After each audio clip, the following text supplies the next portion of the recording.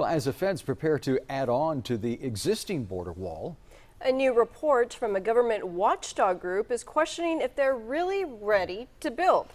Channel 5 Sierra Pizarro explains more about the report and also what it says about the cost. The government just wrapped almost a year's worth of studying southwest border security. Now, one key finding is they're not considering just how much the border wall project will cost. The southwest border, 700 of the almost 2,000 miles of it are fenced. Last year, President Trump ordered the U.S. Department of Homeland Security to plan, design, and build new border barriers. U.S. Customs and Border Protection tested 8 prototypes. These are those designs. Well, they're okay for cattle, but not for people. Robert Martinez neighbors the border. He's skeptical about future plans. Martinez says he spent his entire life here in Bluetown. He points out nothing works to keep people from stepping onto his property after they've crossed the U.S. border.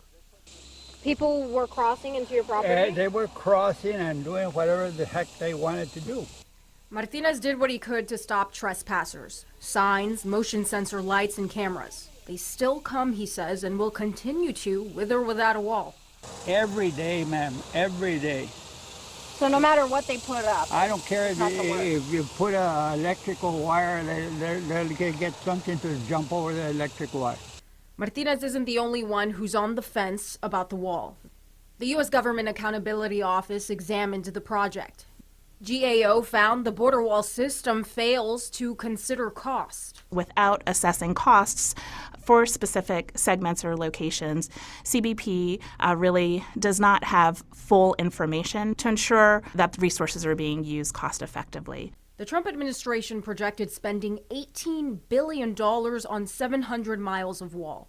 It's an average that doesn't consider how much each individual wall segment will cost to construct. Homeland Security and Justice Team Director Rebecca Gambler explains the risks of an improper cost assessment. One key factor that CBP did not consider was costs associated with locations or segments. And we found that that was problematic because without assessing costs for specific segments or locations, CBP really does not have full information. That means project costs could go up, take longer than planned, or not perform as expected. Either way, Valley resident Jaslyn Adame thinks it's a waste of money.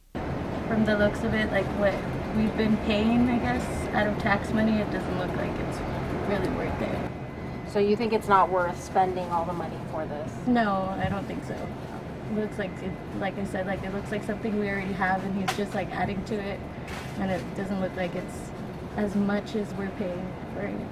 Director Gambler says Homeland Security agrees with her report's findings. She adds her office will follow up and continue monitoring their efforts in response to the cost recommendation.